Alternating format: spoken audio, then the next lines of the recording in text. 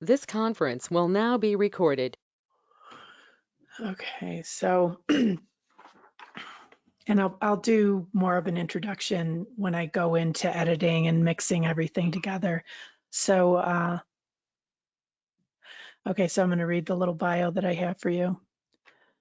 So we're here today with Jeff Lipkes.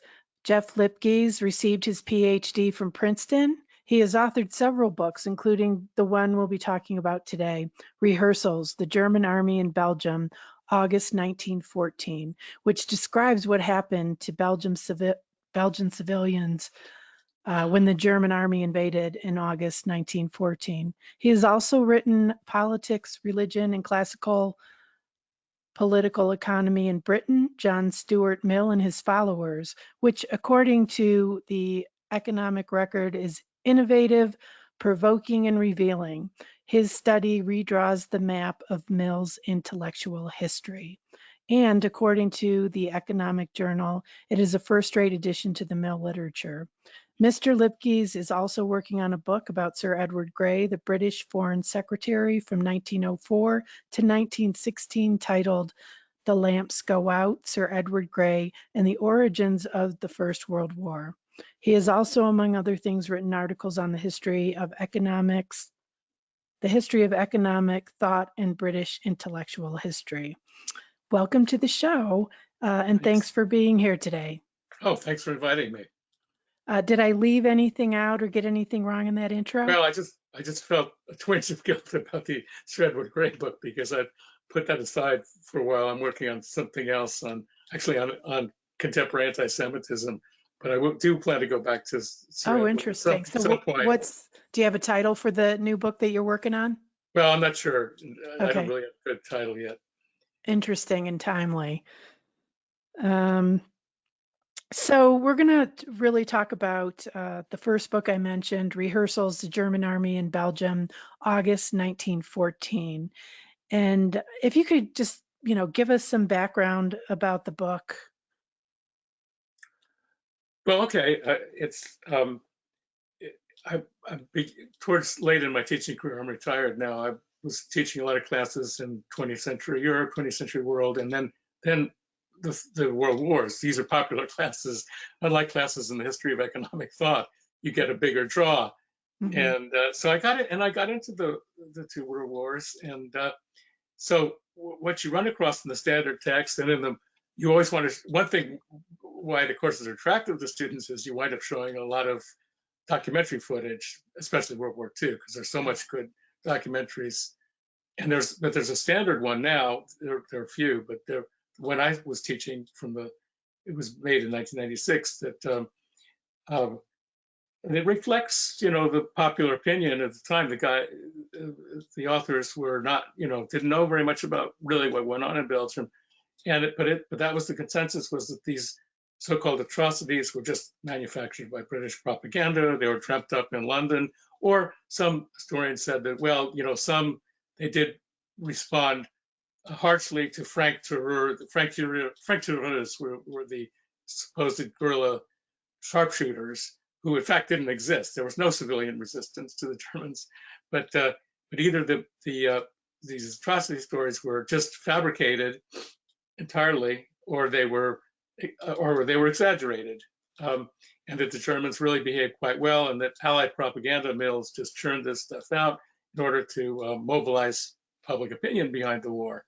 So, but then, so I was curious about this, and I just began looking into it more. And I really, at one point, decided to write a short book because I discovered, especially if you look at the older military historians, older books, that in fact the Germans behaved very brutally and callously towards the Belgian civilian population, and they killed about 6,000 in the first month of the war, really over a period of about 3 weeks. They were very bloody minded, and so the people. One problem was the word atrocities, because I mean, I don't want to go into too much detail here, but that became associated with these. That comes from a British investigation that was published, I think in April of 1915, and as far as the conclusions of the commission, they were very respected people. That was perfectly legitimate. But they published as appendices some excerpts from interviews with Belgian soldiers, particularly. They were very exaggerated. That were just repeating rumors, and these were very. Now, I looked carefully through newspapers for the first months of the war. These stories did not appear in any newspapers, any reporters, but they're stories of fingers being and hands being chopped off, breasts being chopped off, eyes being gouged out. They're these gory, tall tales that really did not happen. The Germans So just why do you think they, because I've read about this, and this is one of the problems with apparently the credibility of the real stories that happened. Why do you think they either wrote, published those stories, or, somebody actually acted as a witness to those stories? Why do you think that exists? Well, it was really the Belgian civilians were pretty accurate because I looked very carefully at these appendices, this one appendix in particular. But it was the soldiers, for whatever reason, they just, they were repeating gossip that they heard. It never took place in their own company or their own regiment. It was always somewhere else. But and then these were, you could see why these would have a sort of sensationalistic appeal, because there was even a story about British soldiers being crucified, nailed to a barn door. So they're just more lurid than simply men being taken out of their homes, marched to a town square or to a field, and gunned down. I mean, that because that's what they did repeatedly. Yeah. So, but I do want to repeat that the British press, I looked at 7 or 8 of the leading dailies, and they talked about some of the real killings that went on in some detail, especially Leuven, which was the Oxford of Belgium. That got a lot of coverage. There are very, very few stories. 1 or 2 were carefully qualified by the reporters about these really outrageous and gory atrocities. So I don't know. It just must have taken root after the publication of these appendices in April. But in any case, the historians subsequently in the 20s and 30s kind of seized on these stories and said, look, these were all made up, in order to discredit the real killings that the Germans committed, the real war crimes, because there was a lot of disillusionment with the war after in the 20s and 30s, and understandably, and the thesis was that the British and the Americans as well had been stampeded into war by the government. So so it's interesting and that the atrocities and the thing that is referred to by some as the rape of Belgium never really happened. And so, okay, let me ask you one question about that. So you said that, do you think that it was on purpose that, the people who basically poo-pooed the whole idea that it was as atrocious as was reported, do you think that they were just trying to use those kind of overly, fictional stories about these atrocities that supposedly happened? Do you think that, I'm getting to a question here somewhere, do you think that it was because they were just trying to play it down on purpose, or because there was that evidence that no, these stories really didn't happen, so none of the stories happened? Well, I think let's see, I may miss the drift of the question, the heart of the question, but I think that there was this is part of a general revulsion to the war, was that also was that the British commanders were buffoons, and American commanders too were just, the line was they were the British Army. Oh, I've forgotten. It was a famous line. It was like lions led by donkeys, something like that. Okay. So there's a whole, and then along with that was a misinterpretation of the Versailles Treaty. It was because the Versailles Treaty was taken to be this harsh, draconian, um, totally unfair peace arrangement. And it's just not true, Right. really. But we Right. can't get into that because that's a very complicated issue, especially the Yeah. issue of reparations. Anyway, there's all this. This was just one part of the general reaction to the war.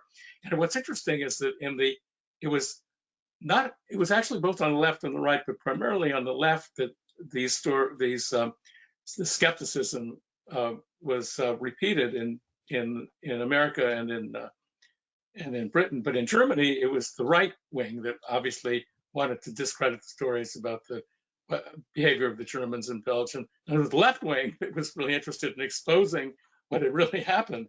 So it's kind of an interesting switch there. Yeah. But Yeah. Well, so the way that I come into this story and to your book is mhm, I grew up, my mother was Belgian. She was born in Belgium. She was 7 years old in World War II when the Germans invade. A harrowing story. That is what the documentary is about. It's about her experience through the filter of her daughter, me. But also, sadly she died 2 years ago. I do have some personal interviews with her in Belgium. So uh, I grew up with these stories, and one of the stories that I was told was about World War I, and it was about my mother's great aunt, and her name was Adele Houbion Charlier. And Adele, my mother was close to Adele, and I think about it because I thought, well, she was a great aunt. How close could you have been? I have a great nephew who I moved to Colorado to be close to, so it means more to me now. It hits home a lot more. But so my mother would tell this story about Adele's family and how they were massacred. I'll keep it simple because I'm going to get into more depth about this as it appears in your book. Adele's family was massacred in an aqueduct beneath the bridge in Neff, which is right across the Meuse River from Dinant. And you even wrote in your book that the Neff massacres were especially horrific. And so I knew this story. It was kind of a legend in the family. We knew that. We knew the story about my mother because she talked a little bit about that too. But later on, flash forward, my mother's in her late 70s, and I am in grad school, and where my background is I'm a storyteller. So I was getting my master's degree in creative and professional writing, and I was studying multimedia writing because I was really interested in the different ways that you could tell, stories, that I could tell stories. So I started this journey of this documentary, and the podcast episode 1 is actually the beginning of that journey. That was a project I did for school. And as I started kind of learning more about it, I wanted to know more about it. And my mother and I actually went back to Belgium, but I'm going off on a tangent, so I'm going to try to reel it back in. We'll cut all that out. But so probably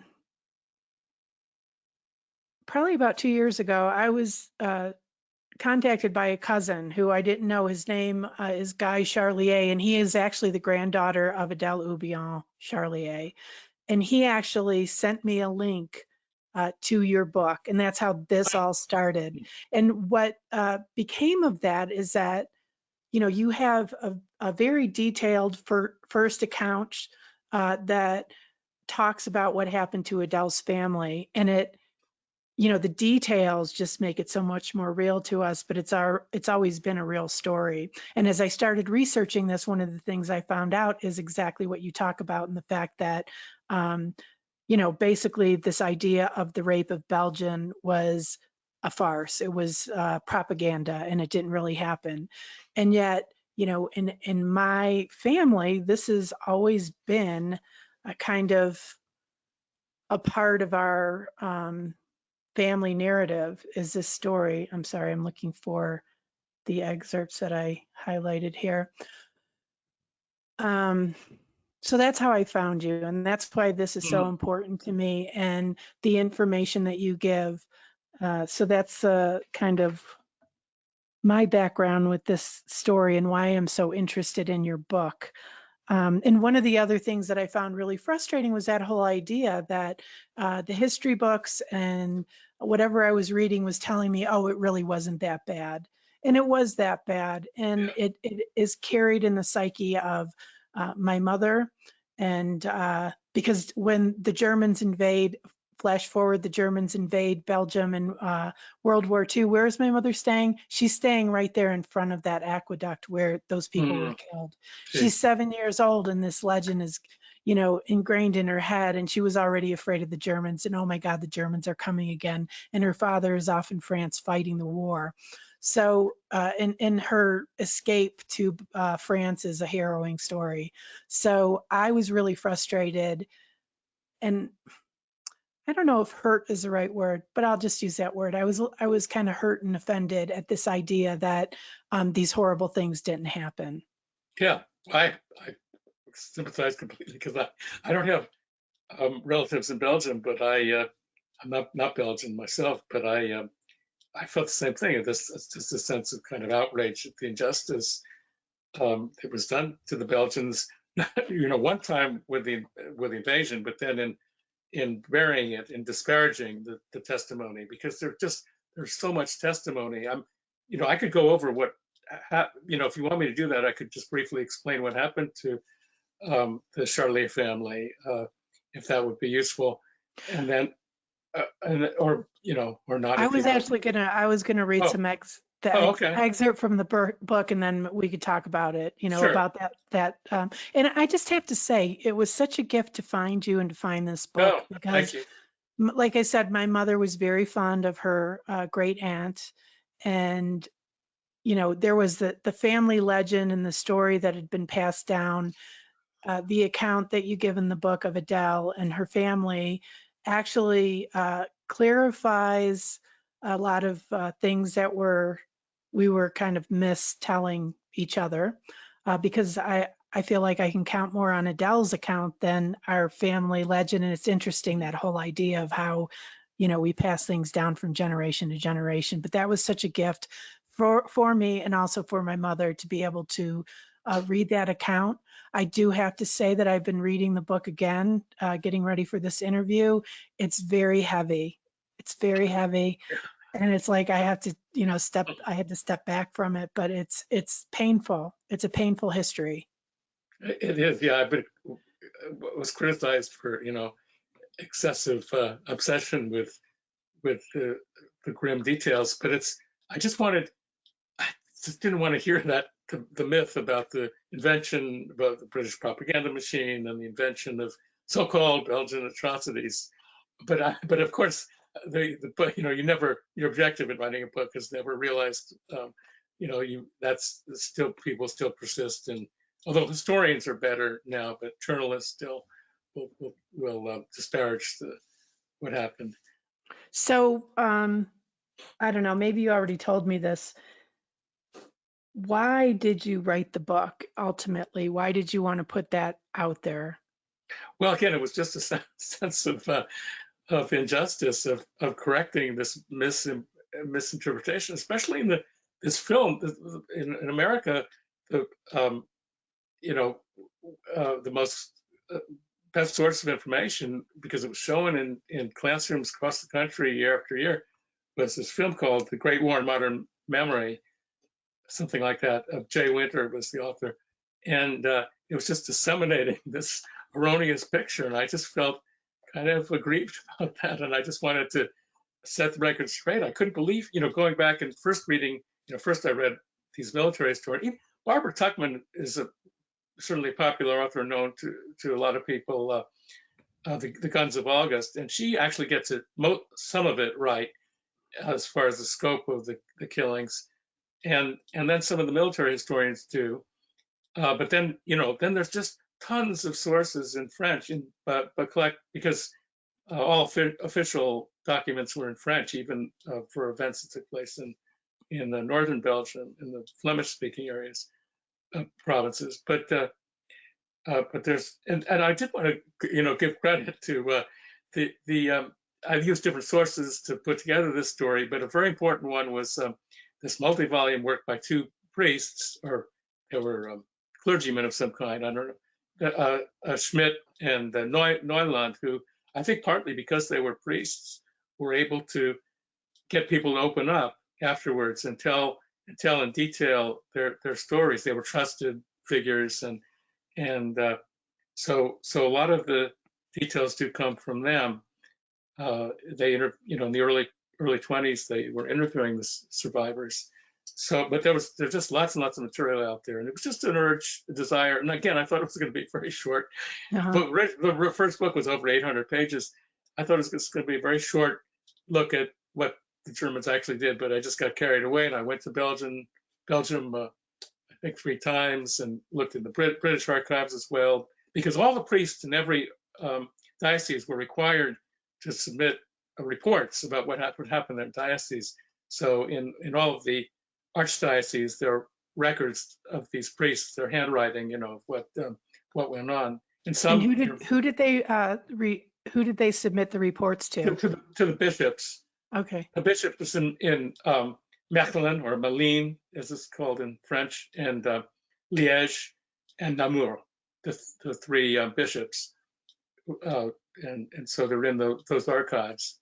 So they had to write these reports, and then plus just lots of people just published short memoirs, and there were newspapers and journal articles of eyewitness accounts of what happened. So there's just a lot of material out there. There's just no excuse for repeating these lies about Right. what went on. So are you Belgian? Are you French? Do you speak French? Do you No. read? Well, I do.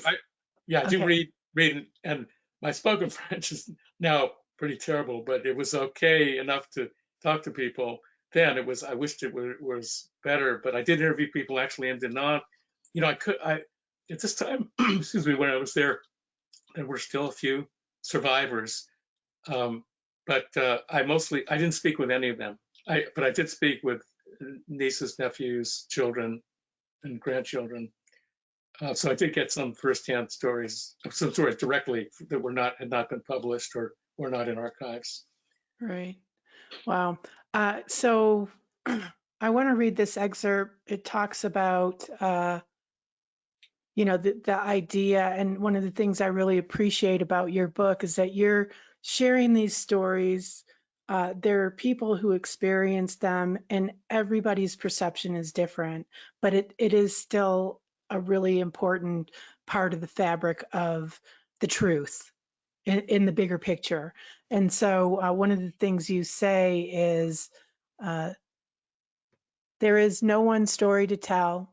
There are rather multiple points of view on a given historical event, and one has to make heroic efforts to avoid privileging those of the dominant race, class, or gender, or in wars the triumphant nation or colonizing power. I thought that was really powerful and kind of consolidates everything you just said about why you wrote the book. And, for me, that's, the truth, there's scholarly truth, and then there is a bigger, greater truth, which takes into consideration the facts, but also the emotional experience of people. And I feel like this is what you do with this book, and I, really appreciate it. Well, thank you. I don't remember that quote. I don't like the word privileging, so I wonder what. I'm not sure Maybe you were quoting where it came somebody from. else. Yeah, it's possible. But yeah, I had another point I was going to make in connection with what you're saying. But yeah, it was just that this is there's a maxim: history is written by the winners. But in this case, it actually wasn't, because it was the German version that really got disseminated and propagated, because the Germans were after the war, they were very interested in clearing their name. And so they spent a lot of money and had a lot of people working on these magazines and journals that were dedicated to putting out their story. And they succeeded. The version, their version got accepted and adopted by historians. So yeah, this is actually in the foreword to the second edition, what I just read. And this is also another quote from that. Was it written by somebody else? the foreword? No. Oh, and then you also say in the book, you say, however, I believe the underlying reason for the continued unwillingness of journalists and popularizers to acknowledge what happened in Belgium in August 1914 has to do with the seductive appeal of revisionism. Yeah. Views inspired by the bitter reaction to the Great War during the 1920s and early 30s, though long rejected by most scholars, have retained their grip on public opinion. Briefly, revisionists believe that all the nations that went to war in 1914 were equally to blame. They slithered into war. I thought that was really interesting. And could you tell me a little bit more about this idea of revisionism? Well, sure. It's attractive to think of yourself as skeptical, cynical, as our parents and grandparents were swept away by propaganda, but we know better. We're more savvy, and it's a very self-flattering idea, and that was part of the attraction. And then part of the attraction was a legitimate reaction to the kind of demonization of the enemy that went on in all the countries, especially in America regarding Germany. The Kaiser in particular, who actually didn't bear that much responsibility for the outbreak of the war. He was really not. He was not consulted. They went around him, but he would have settled for the answer to the Austrian ultimatum. He said, fine, we don't need to go to, they don't need to go to war. But he was not consulted, and they delayed it like 24 hours before showing it to him for that reason. Anyway, the Kaiser was just vilified. He was you do vilified. talk about that in the book. Yeah, you talk Yes. about that in the book, and how he's the one who was looking for, he was ready to just enjoy this new position in Belgium. And, it sounds like he was not excited about what he had to basically deliver. Well, I don't want to completely exculpate him at all. He was not an attractive personality by any means. He was, he was building his navy, was really responsible for Britain, the opposition of Britain to Germany, because it was obviously a challenge to the British Navy, which was the lifeline for Britain. But as far as the actual days before the war and weeks before the war, or days before the war at least, he was not so bellicose as he was in his earlier language, and he would have he would have pulled back from the cliff, I think, if he had really been in charge. But he wasn't. Yeah. He wasn't in charge at that point. He was, yeah. So I'm going to ask you one more question, and then we're going to talk about Adele. So I want you to tell us about the title, and specifically the word rehearsals.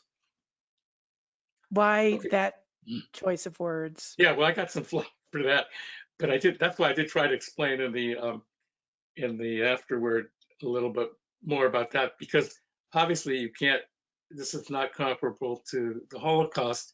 It is in some ways comparable to what happened when the Germans invaded Poland. Now, they were very careful when they went into Belgium the second time. They were originally they were careful about treating the civilians. They remembered what had happened and how much money it had cost them to try to erase the image of the barbaric Hun. So they had very close instructions from Hitler on down to behave better towards the Belgians. But then there was actually this time a genuine resistance that formed after a couple of years. And I think 17,000 Belgian civilians were killed, as in somewhat connected to the resistance, and not and 29,000 Jews and others were killed in Allied bombing too. But anyway, my point was that in Eastern Europe they just behaved with the same brutality.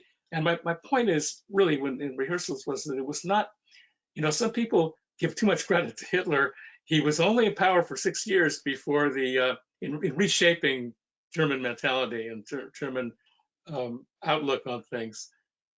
He was in power just 6 years when World War II started, and you can certainly affect the mindset of children in school, but grown-ups, no, these some of the ideas that were responsible for the barbaric behavior of the Germans in the war long predate the Nazi coming to power. They were just, and I could, I don't know how much time we want to spend on them, but we could, later we can talk about them if you'd like. But they were the form of the nationalism took in Germany, the form of and the German militarism, which was very distinctive from the, for instance, dueling, which was part of the military ethos, was important, very, very important in Germany in the late 19th century, early 20th century. It had really died out elsewhere in Europe. There was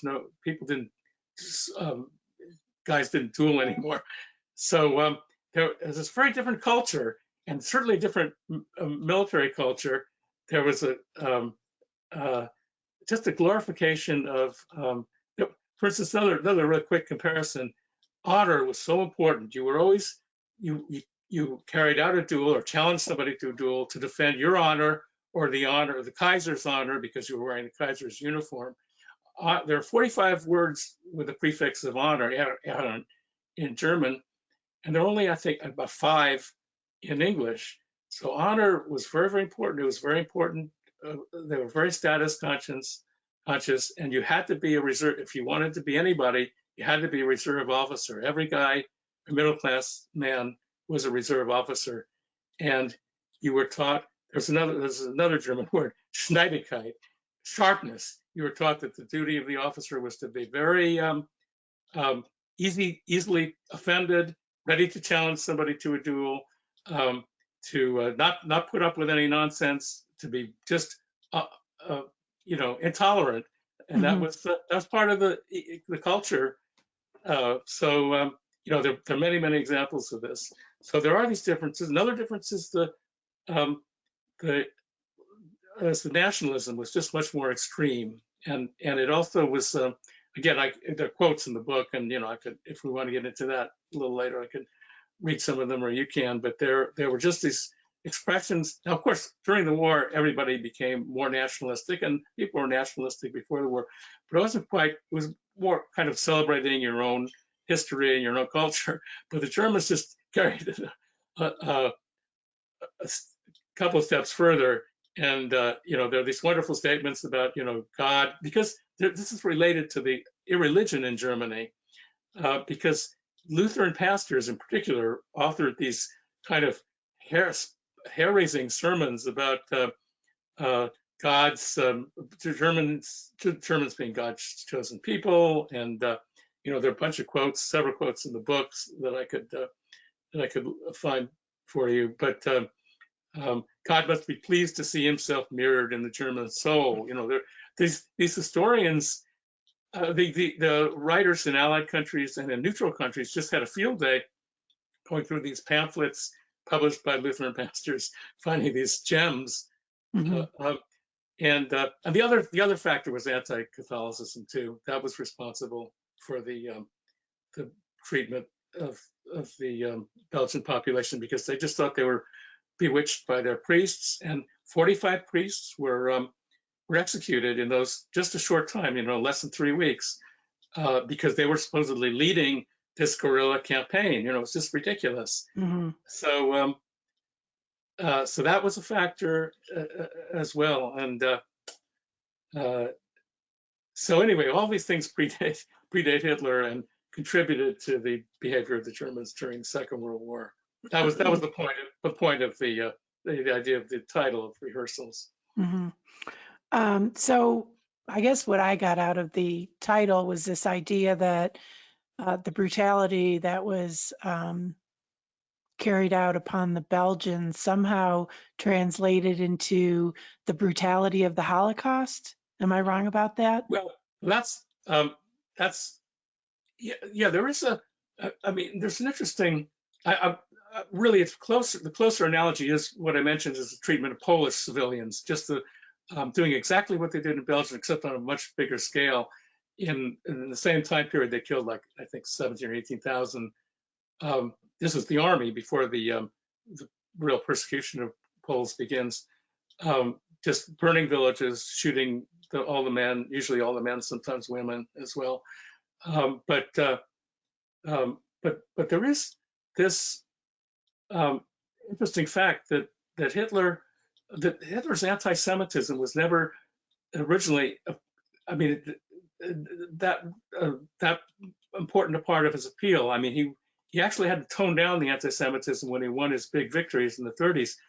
I used to ask students, guess how many votes Hitler got in the election before the Great Depression hit Germany, the 1929 election.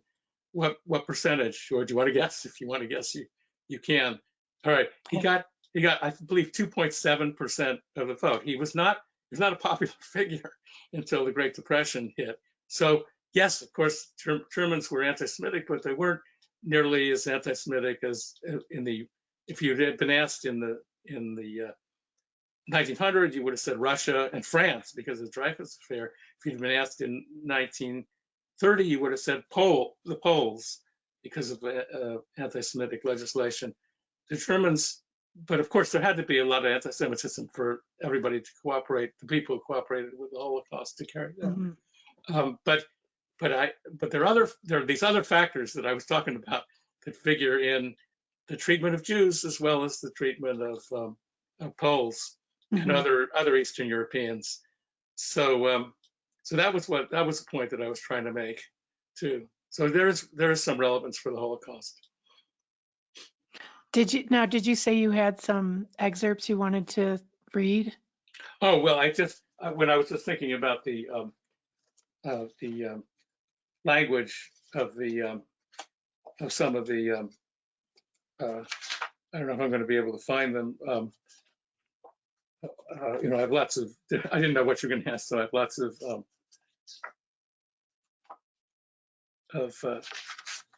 tabs in here. But I just had a few of the quotes.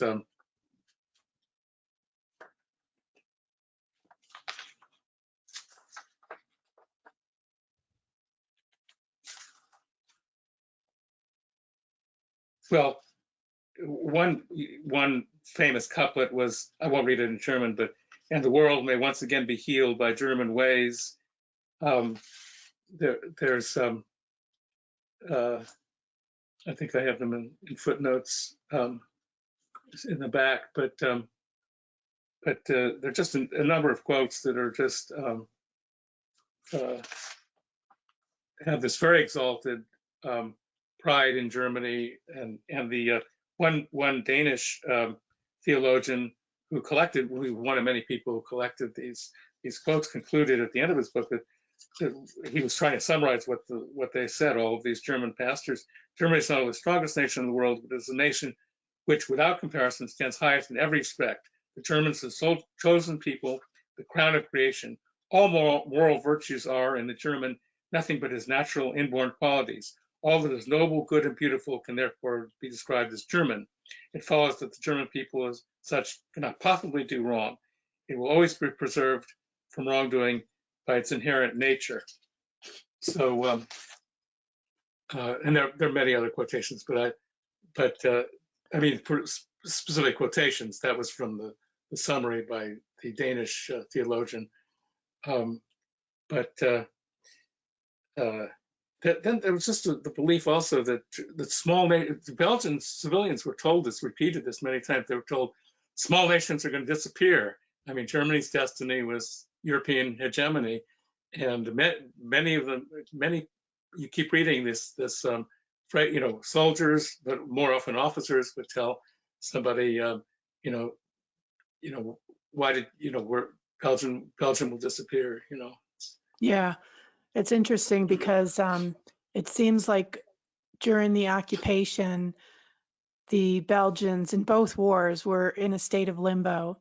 And one of the compelling stories that I talk about in the last episode that I released, episode 2 of the podcast, was my cousin's mother was a courier. She worked for the census, and people were against her because she was they said she was collaborating with the Germans, and yet that's not really how it went down. They would do things like go out to the farms, because what the census was for the Germans, and they Mm, would go out to the farms and take inventory of their stock, the animals and the crops and that type of thing. And then they would tell the farmers, tell us how many you have, and then they would say, okay, we're going to report this many, and it would be a fraction of what they have, and you need to hide your livestock or whatever it mm, was. And it just seemed like to be in that place of, this is my country, this isn't my country. How do I remain loyal to my country? It's another totally interesting um, uh, rabbit hole to go down. But yeah, I think that's interesting. And yet they persevered. They mm. persevered. Somehow they persevered. I want to read one more excerpt that talks about some of the things that we've been talking about that I highlighted, and get kind of your feedback about it. So this is also in the forward to the second edition, I believe. A couple of questions may occur to readers at this juncture. It has been asked for at least a generation, and not only by Germans, how long citizens of the Federal Republic must be made to feel guilty for the murders committed under the Nazi regime. Is it not unsporting to now add war crimes committed by soldiers of the, I'm going to say this wrong, Kaiserreich, to the burden of German guilt? Scrupulous historians can only answer that the feelings of the descendants of the individuals whose action they described cannot be any of their concern, but it is also safe to say that few historians, unlike ordering executions in 1914, I think I missed something, believed in collective guilt, and fewer still in transgenerational guilt. Nonetheless, the actions of the German army in Belgium are part of the historical record, and anyone wishing to explain German history between 1871 and 1945 needs to account for them. So I think this is an interest. I had somebody tell me about this documentary that I'm doing. Who would be interested in it? Haven't the Germans paid enough? And my point for putting my mother's story out there, there's a couple reasons for it, but that's not what's on my mind. It's a story. It's something that human beings were capable of carrying out, and it's also a story. It's a harrowing story about a child who is in the situation she's in. But what do you say about this idea of haven't they paid enough and the German guilt? Well, the first thing I want to say is that I was accused by some critics of like suggesting that there was a German national character that was brutal and um, not humane, and but I'm certainly not saying that. Obviously, the Germans have transformed themselves since the war, the successive generations, and they were and before they were, before you know, the unification of Germany, they were called, the nation of poets and scholars. They were not. They had no. There was not. Prussia was always militaristic, but the rest of Germany was not at all. Um, so I was certainly not saying that this was these traits that came out in expressed themselves during the invasion of Belgium. But again, I just, it's history. It happened, and particularly what was particularly imperative for me was that it was blotted out. It was just discredited, and I just wanted that story to be told, and that people would not repeat this misinformation Right. about what had happened. Interesting. And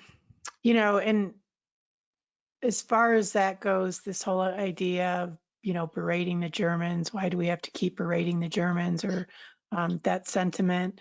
There is a part in the documentary where I'm in La Roche-sur-Yon with my mother, which is where her family ends up becoming refugees when they flee Belgium. And we're in front of this patisserie, and my mother tells a story about how she is with her brother. Her brother's 5 years younger than her, and they're just, this is what they did for entertainment during the war, is looked at the pastries, Mhm. fantasizing about eating them. Oh, And so they were just sitting, there looking at the pastries. And a German soldier, because La Rose-sur-Yon ends up being a German military town in France. So mhm, she's living in not only occupied France, but also a German military town. So the German soldier looks at them. He goes into the bakery, and when he comes out, he has two pastries, one for each of them. mhm, And, you know, perhaps that was German propaganda. I don't know. But for yeah, me and for my mother, that story, it, mhm, it brought home that these are just human beings who are in this situation. She definitely distinguished between the SS and the regular German citizens that were in the military. And she said that was a epiphanal moment for her, even as a child, that it's not about people. It's this guy, maybe he had young kids, maybe he, had little brothers or sisters, but his humanity came out to these French kids. So, and I don't know what that translates to, but I think that, that is part of the narrative as well, is the humanity and compassion that existed in the Germans. yeah. No, I actually talk about some incidents because there weren't many, but there certainly some where, and more often where they would just, in Tamine, where I think about 500 men were gathered and just gathered in the town square and executed, or there was, all supposed to be executed. I forgot how many actually wound up dying, but there were whole companies, it seems like, who just shot over their heads, and repeatedly Germans. Sometimes it was the officers trying to restrain their men who were just on a rampage. Occasionally, so other times it was men who rescued individuals who marched to their execution, who just let somebody, or gestured to an alleyway, and a man was able to flee. Um, but but more important than that were the Germans who were actually in positions of authority, who actually investigated the incidents that were supposedly um, justifying the executions of people, because that happened very rarely. Because the thing I didn't mention, but really part of militarism and nationalism, was this belief in or companies at least, is the belief in collective guilt. You know, over and over again, Belgian civilians were told the innocent must pay with the guilty, the good must pay with the evil, and this condemnation of whole towns, whole communities, um, because of some alleged shooting by one person on the outskirts of town, that then the whole town should be punished. That was just, this. The English and the French and Americans are individualists, and they don't believe in collective guilt. They didn't believe in collective guilt when Mhm. when the Americans went into Germany. There's nothing like what happened although they had good reason to fear guerrilla action against them, and the small packs of SS werewolves, they were called. So there was every reason to be to be brutal, but they believed in, you only an individual is guilty, and you determine that by empirical evidence, by a trial. There were just no trials or Yeah. court martials, but there were these, and gets back to what we're talking about. There were these a few German officers, a couple lieutenants, a major, who conducted either just interviewed people on their own, or actually they didn't really conduct formal trials, but just in interviewing soldiers. One was the major who just issued this searing order of the day, where there was some gunfire, and he said, I've looked into this. It came from German soldiers. This is inexcusable. It's not to happen again.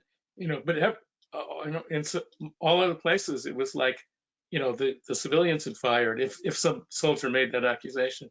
So other cases of German officers investigating what had actually happened, but there just weren't that many of them.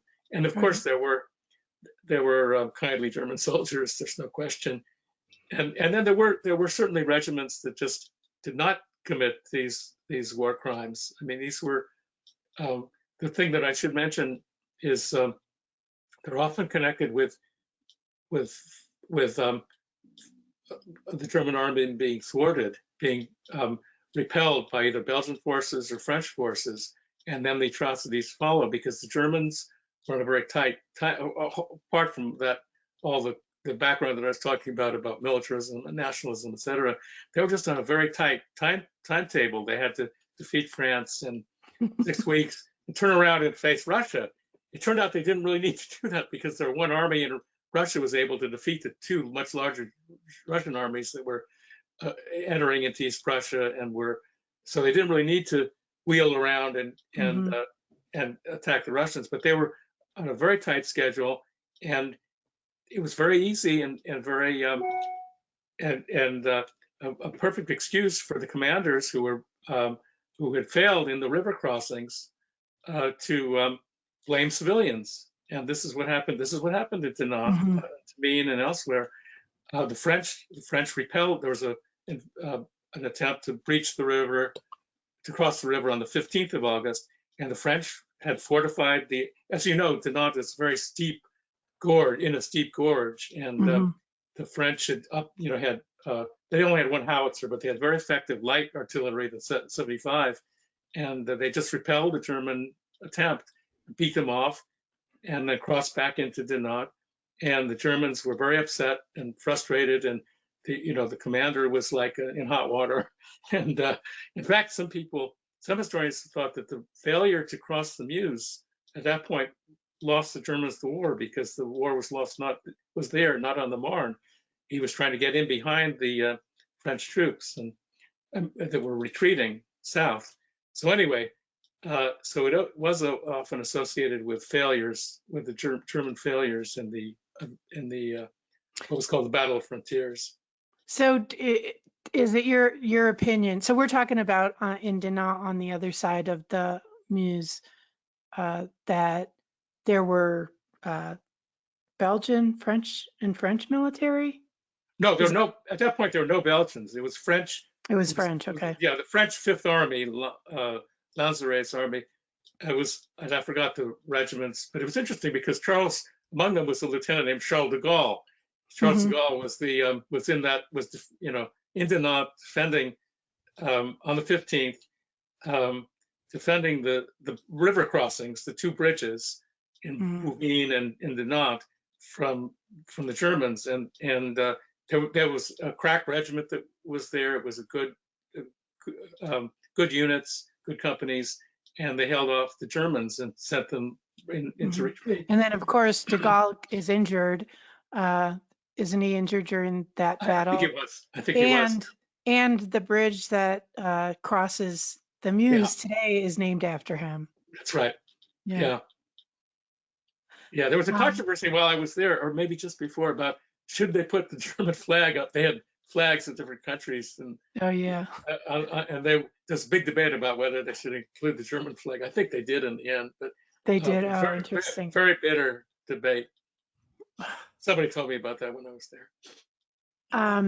So is it your opinion, though, that aside from the French military that's on the other side, that there were not, what did you call them, French terrors? No, absolutely not. I mean, there was no organization, no Burgermeister or no Belgian official was ever accused, and they actually sent a lot to Germany. There are these parallels with the Holocaust in that they shoved people to railroad cars, sent them east into cattle cars. Actually, sometimes they were third-class carriages. Often they were just cattle cars. Sent them to the east. A lot of Belgians were just deported. They weren't kept for very long in these kind of makeshift concentration camps. And then other Belgians were just sent on these forced marches, the way the concentration camp inmates were at the very end of the war. They were just marched all over the place. So there are these interesting parallels. There was also the use of the Red Cross in some places where in Tamine in particular, after the mass execution of these 500 people. The people with Red Cross armbands, soldiers with Red Cross armbands came, and and the Belgians who had survived raised their hands, and then they were shot by these guys. So and the Germans did this in World War II too, in the extermination camps for Blinka. But anyway, there was another point there that I seem to have lost. But what was I saying a moment before that? We were talking about the Frank Tourers. Oh, Frank Tourers. Yeah. So there was absolutely. Oh, the point was that they had a chance to interview these town officials, these burgomasters and town councilors. They had them in their hands, not only in Belgium but in Germany. Never was a single one accused of organizing resistance. It was just crazy. There was no time to do that. Right. I just want to interject that the Frank Tourers, I forget what the translation is, but basically they would be like guerrilla. Guerrilla soldiers, or free shooters. They were free shooters. They were from the it was from the Franco-Prussian War. And even then they didn't organize themselves right away. But after a little while, these peasants would shoot at German soldiers. There were small bands of peasants, sometimes individuals, and they did kill. I don't remember the total, but Germans really resented that very much, took it very seriously, because this was not, again, according to the military code, you just don't do this. You wear a uniform. You don't put an armband on and then. And yet it's okay to exterminate a race of people. Yeah, that's honorable. But so the idea that there was a Belgian resistance, there was just no good evidence for that. I mean, of course, it's possible that somebody in Liège province shot at a soldier, but the accusation, what's so incredible is the accusation over and over again, if you read the German accounts, is that these guerrillas were shooting from their own homes down on troops marching through town, which is crazy. Who would do that? I mean, this is pointed out, of course, by critics in neutral countries as well as allied countries. This scenario made no sense. Guerrillas were operate in the open territory and ravines and hide behind hedgerows, and they don't shoot out people from their own homes, because and then when the Germans invade the homes, they don't find any weapons. The weapons disappear. Right. They just disappear. Yeah, you say that in the book. You talk about that, how they just magically disappear or something like that. So, well, and I just wondered about that because I've read about it. I don't know what the truth is. I do know that there was not that element in the neighborhood, because it was a little tiny neighborhood there at the aqueduct where all those people were packed like sardines. I mean, I think that if any of the men in my family were a part of this, I would have that story too. But no, there was, I agree with you. I think that it's less likely that was just kind of like a, did you ever watch John Lovitz on Saturday Night Live when he would be like, "Oh yeah, that's the ticket"? Do you remember that? No, okay. I don't remember. Well, he was basically a compulsive liar, and so he would come up with these things to basically try to make himself look good. But anyways, it was like that kind of thing. It's like, yeah, that's what happened. That's like Maxwell Smart. Do you remember Get Smart? I don't know if you're old enough. Oh yeah. To remember Get Smart, but he would say, "Would you believe?" He'd say, "Well, would you believe 15? Like karate experts. How about would you believe 2?" Right. It's kind of like scale the story back. But in the case of Neff, he wasn't. The Germans thought he was the burgomeister of Les Rivages, the community that's right opposite Neff, was sent across to tell the Frank Tourers to stop shooting. But he said, "Look, I can't. There are no Frank Tourers there." But they sent him across anyway. They gave him half an hour. He's frantic. So he went to the pastor and he said, the cure, and he said, "Look, I've been told by the Germans to tell the civilians not to shoot." And he said, "Look, I'm sorry, nobody's shooting. We're all sheltering in our cellars." And the French wouldn't permit us to, the French were all over the left bank. They wouldn't permit, individuals to stand up and fire alongside them. So there was just everybody was sheltering from the artillery, German artillery. There are no Frank Tourers. Right. Yeah, okay, that's interesting. I'm glad you clarified that. So, is there anything else before I go on to the specific story of my ancestor? No, go ahead. Okay, so we're going to move on. We're going to talk about this story, which it's brought up in the documentary, The Last Train Leaving Belgium. And the reason why is because I don't feel Anne that Marie, I can. maybe we could, before we get into this section, maybe we can I can take another break. I just want to tell my wife something, Okay, and so I'll be back in a couple minutes. We could just take another break. okay, I'm going to go use the Okay. restroom too. Okay. So, Okay. Fine. okay. See you.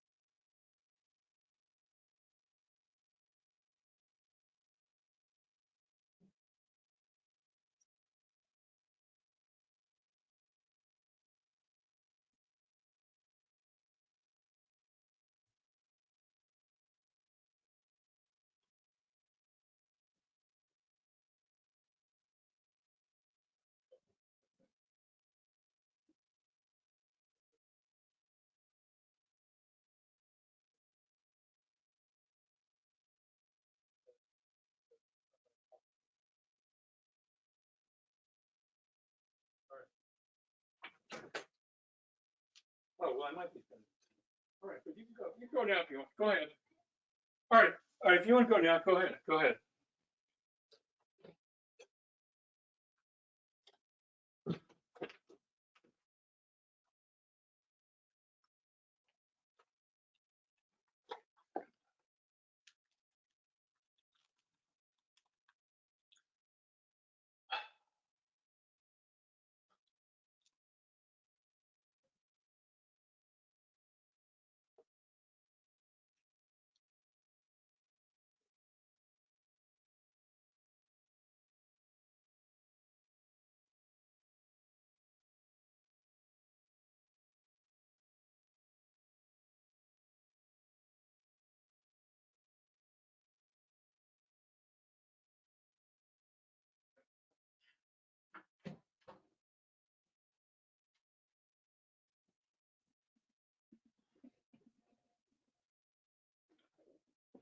You beat me.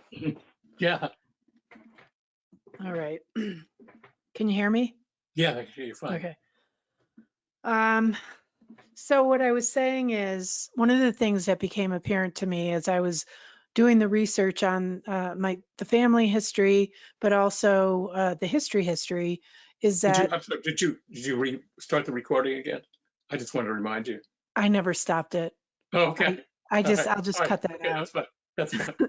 Um, so the reason why what I realize is that I can't tell the story of World War II and what happened to my family in World War II without going back to World War I because uh, it's a big part of what I think about is the psyche of the Belgian people that 25 years ago, the Germans came into our country, they massacred people, and they occupied our country. And then, oh my God, I think it's 25 years. later they're coming again, and what that must have done to people's post-traumatic stress, as the psyche of the country. And also particularly to my mother, because of the family story that she knew at 7 years old, she knew about this massacre. And so I think that for me in this story, I have to go back and I have to look at what happened, and I have to tell that story to give a sense of, the fullness of,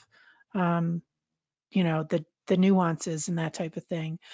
So the particular story I'm talking about is the one that is in your book. We talked a little bit about Adele Houbion Charlier.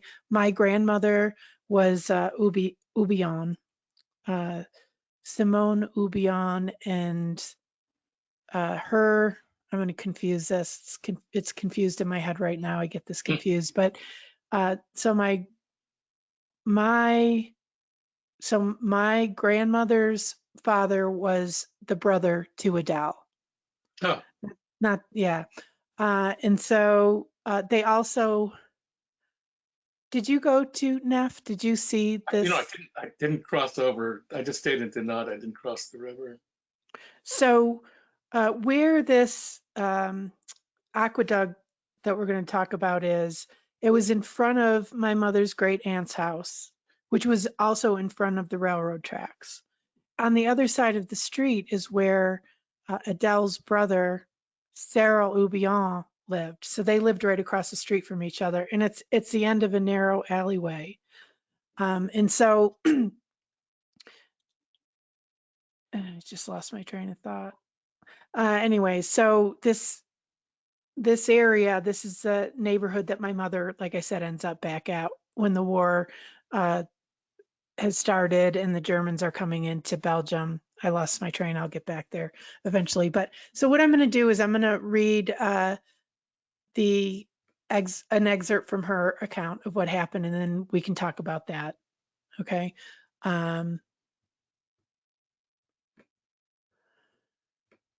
So this is her account. She says, Adele says, "How could I not go mad? I had a beautiful family," recalled Adele Houbion Charlier, "comprised of 6 children, my husband and I, making 8 people, in addition to my old father, Pierre Houbion."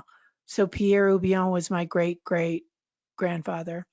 85 years old, lived with us. We were very happy. My husband, Saturnin Charlier, age 40, was employed in the business firm of M. Legros in Dinant. The oldest of my children, Maurice, age 16, worked at the train station.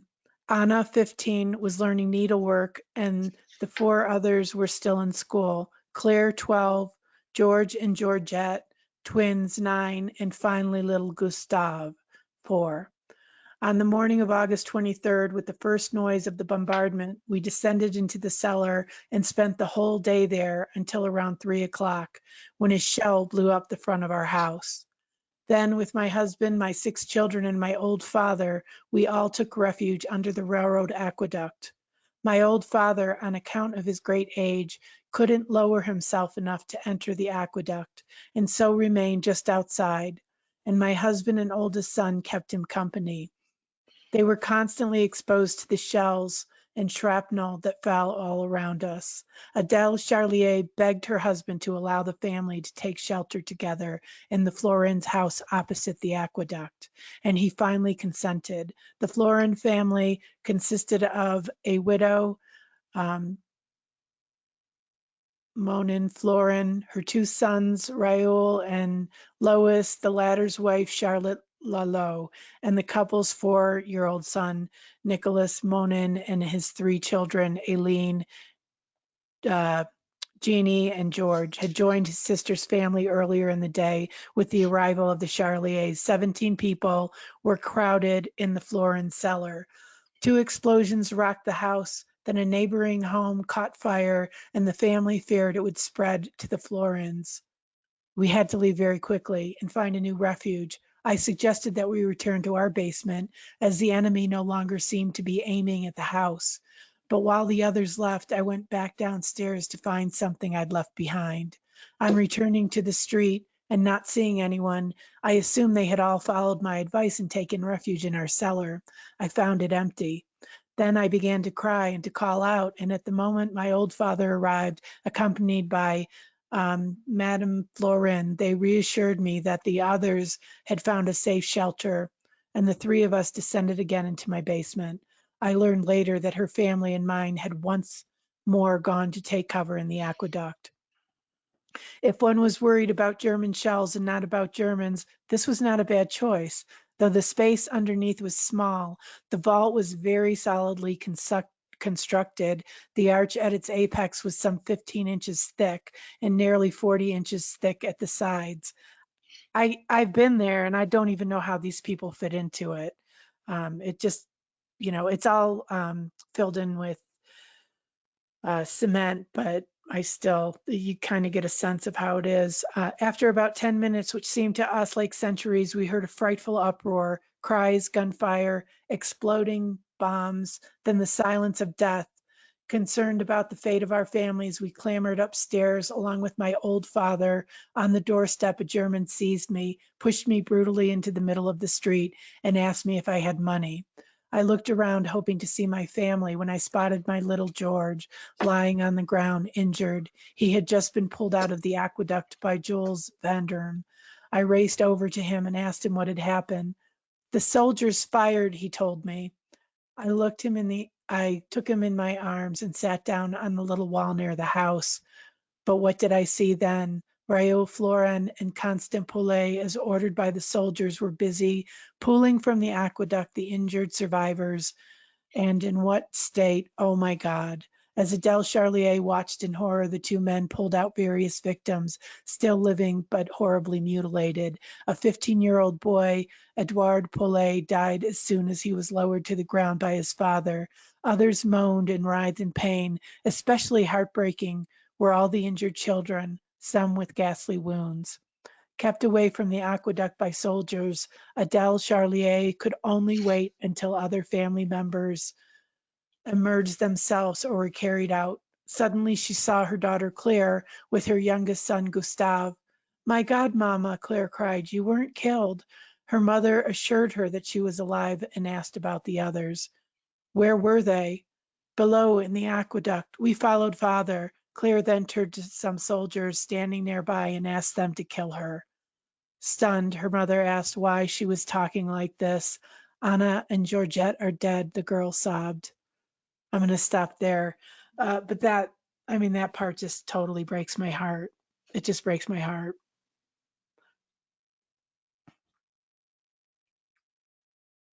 Yeah, it was so vile. It was just, there was no, the Germans later claimed that there was gunfire coming from the aqueduct and that an officer had been hit. It was just lying.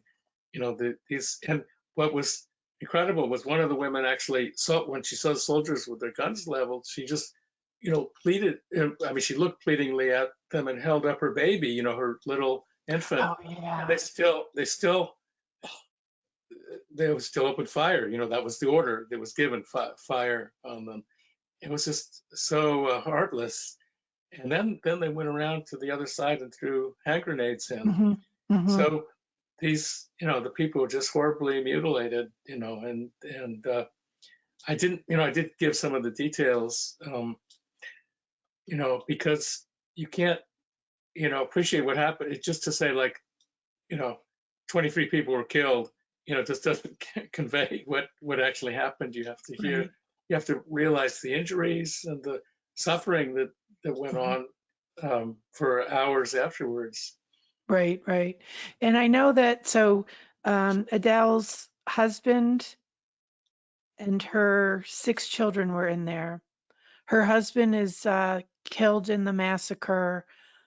2 of her children are killed in the massacre when it happens, and then another one is pulled out, but he ends up succumbing to his injuries. So she loses 4 members of her family in Yes.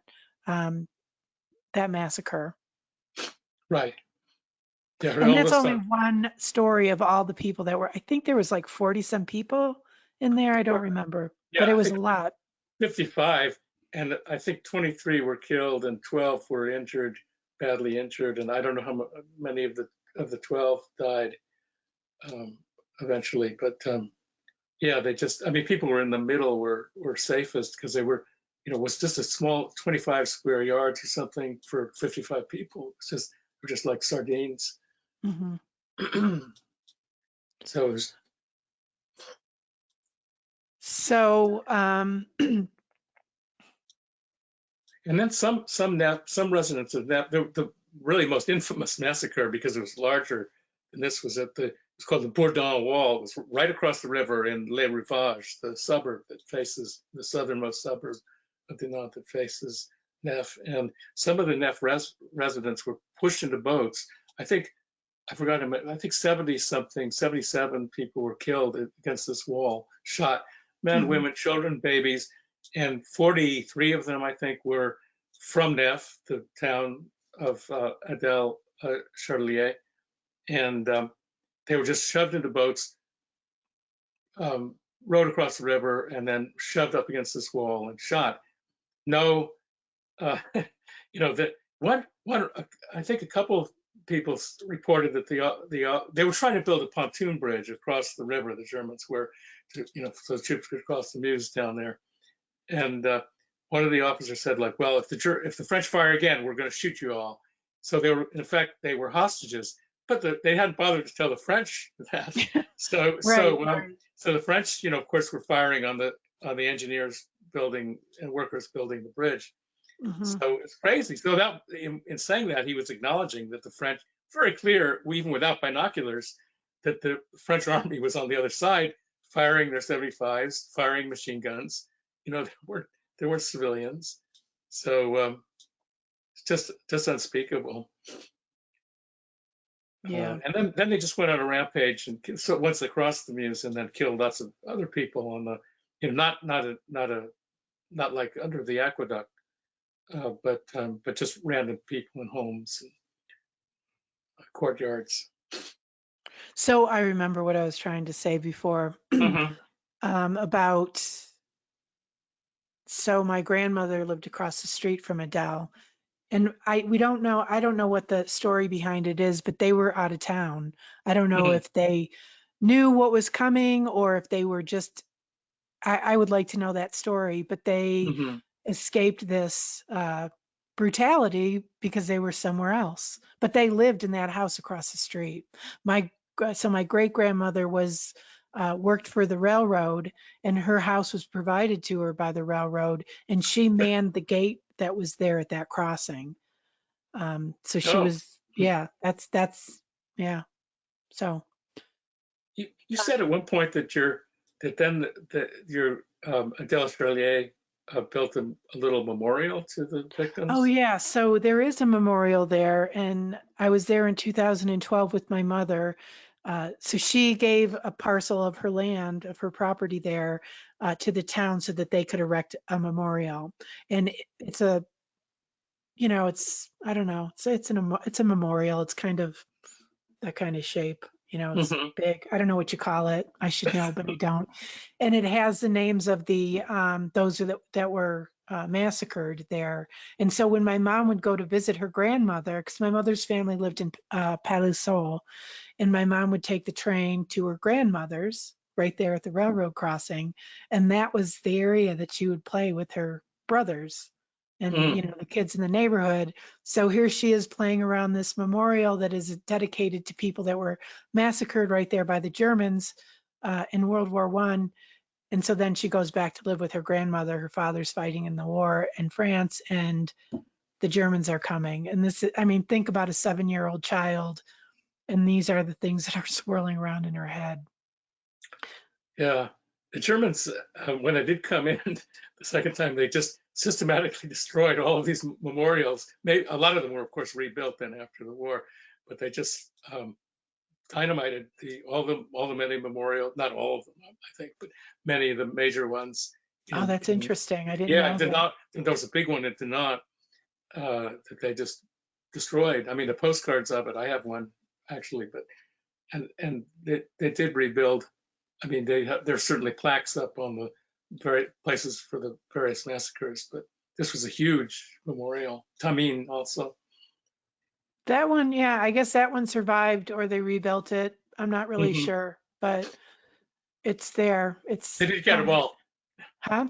I said they didn't get them They all. didn't get them all. Apparently not. Um, so yeah, that's that story. Was there anything that I didn't bring up that you wanted to talk about? Well, I was thinking at one point, the uh, I mean, apart from the brutality of the invasion, all of the people, this nearly 6,000 people killed. Uh, then there were the 4 years of occupation. That was very oppressive. Um, wasn't really like Poland during World War II, but it was still for that, because wars have been conducted pretty by in a kind of or occupations in a much more civilized manner. And what was really resented by the Belgians so much was the slave labor, the force. About 120, not by World War II standards, it's very small because I think there were as many as 12 million slave laborers altogether working for the Germans. But they just conscripted these guys. They started with unemployed. They tried to get them to volunteer first, and the military governor of Belgium didn't like the idea. He said, "This is not going to be popular. You shouldn't do this." But it was very, very much resented by the Belgians because they sent about half of them, or a little more than half, off to Germany to work in munitions and works and on farms, and then but the other half they sent. They were like on the front lines, or right behind the front lines, rebuilding the trenches. A number of them were killed, so they really resented that very bitterly. Hmm. And that's interesting because that kind of goes along with this idea of rehearsals in World War II, Hmm. Yeah, again, that the slave labor and yeah, there's right. There was no, the Bissing, von Bissing did not want to do this, and he was just finally ordered to do it. But they were definitely more humane, especially after I mean, the killings really stopped after the front stabilized. For one thing, there was, 1/3 of Germany is Catholic, and they were not happy to see all these priests killed, and mhm. they wanted to preserve the peace at home. And so they had orders after that not to behave the same way as they had coming in. They just were not. There were just very, very few killings, um, and no large scale massacres after the front had stabilized. Mhm. I still have my grandmother's papers from World War One. She was a Oh, teenager, and hmm. it has, the German side and then the French side during the occupation. Oh, the newspapers? You mean the? Her papers, like whatever they would use for their, you know, if they were going anywhere, it was like a Uh, driver's oh, I license. see. I see. Like a internal passport. Right, So right, yeah, exactly. But it yeah. was during the occupation. Oh, that's interesting. Jeez. Yeah, yeah. Yeah, So, yeah. there was there's a book by a great Belgian historian Henri Perrin that I translated and published, describing the occupation in great detail. And again, it just doesn't compare to how the Germans acted in the Second World War, but it was very shocking for civilized people like this great historian to see. There were home searches, home invasions, there were stringent curfews, and of course there was like a barbed wire and electrified fence because they didn't want Belgians escaping to Holland, neutral Holland. Um, so it was just like being in jail. Um, it was far worse than what's going on right now with the quarantines and the Yeah, lockdowns. that's what my cousin and So we kept yeah, talking about that yeah. and thinking about our parents and what they had to deal with and what we're dealing with and the similarities, but then the reality that, they were dealing with horrific things. Yeah, that we Yeah, because can't even comprehend. they still did shoot people, and especially people who were in the resistance that formed, who were mostly just helping Allied soldiers, Allied airmen, or Allied troops and British troops in hiding to escape, like Edith Cavell, who was killed, the British nurse. Hmm. So people still being shot, but Right. many fewer, much smaller numbers. Yeah, but it was still war. Yeah. Um, well, I guess I think I'm getting really hungry, so my brain is Okay. like not, my brain's like not kicking the, Well, we've covered a lot of I territory. think we have, yeah. We've talked for 2 hours, so a little under 2 hours. Wait, 2, 3, 4, yeah. Um, well, thank you. I'm Thank really you. like, I can't thank you enough for writing the book. It meant a Oh, lot to my thanks. mother Hmm. when we found it, and that we found Guy Charlier as well, because he actually reached out to me through my history, which is like kind of like the European version of Ancestry. Oh, He found me, and then we compared notes and realized how we were related. And then I was able to connect him with my mother, who was at the end of her life, but it meant so much to her to be able to um, interact with him and talk about how much she loved her aunt, and that type of thing. And I think it meant a lot to him. So yeah, this was a great meeting you and talking to you. um, I think we covered a lot of ground. It's probably going to be about another 3 weeks before this episode is released. So um, yeah. well, just And then let's stay in touch. I'll also talk about your I'll end it with your website and all the information about you and how people can find you. Okay, that's Uh, great. yeah. Is Yeah. there anything else? No, I've just really enjoyed talking with you, and thanks for your interest. And it's great. Every few months, you know, 3 or 4 months, I do get an email still from Belgians who, have read about some relative, and it's really nice to hear from them. And I'd Yeah. be very happy to hear from anybody who happens to see this podcast if they have more questions. Okay, yeah, I'll put your website on there, and I'm really excited about the branding. I just got the graphic, and if you look at the website now, you're going to see a new graphic, and I'm excited about that branding. The artist who did it did an incredible job. It's beautiful. Well, And send me a link to the website because I don't think I have that. I don't have a website yet. I'm working Oh, on that. oh, it's not And up and running. Okay. right, I just have the podcast. So, Uh-huh. but eventually I'm going to have a website. And then for each episode, I'm going to have like information, photographs, that type of thing. So I'll include all your information in there. And yeah, all right. So I have a lot of Good, time on my hands to do this work good. because I actually run a history tour, kind of walking tour company where Yeah, I think I saw that. yeah, we are a tourist town. Hmm. So this is put the kibosh on tourism right now. So Oh, yeah. yeah, but I'm Well, excited about being able to do this, and I'm excited about this interview. yeah. Well, I'm too. I'm very glad to have participated, and you asked a lot of really good questions, and Oh, thanks. it was Yeah. a lot of fun.